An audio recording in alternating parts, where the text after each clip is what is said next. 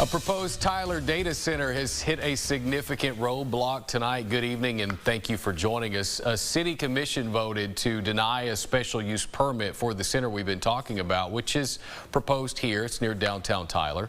KLTV 7's Michael Richardson was at today's meeting when that request was denied.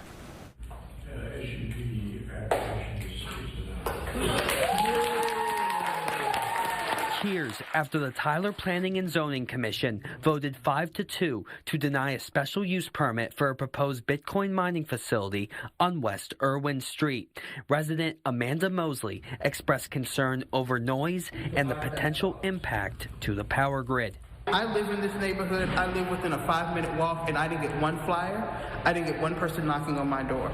I had to discover this through the neighborhood.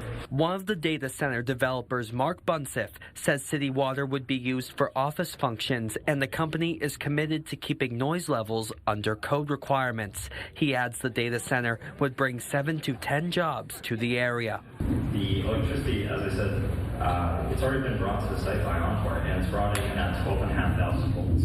12,500 volts isn't anything that is able to be used by most commercial or residential applications. Planning and Zoning Commission Chairman David Hudson voted to deny the special use permit. I think the public response was something that we have to take into account. Roy Martinez, one of the commission members who voted against denying the special use permit, provided us a statement saying in part he appreciates a healthy discussion and has full respect and support for the commission's decision.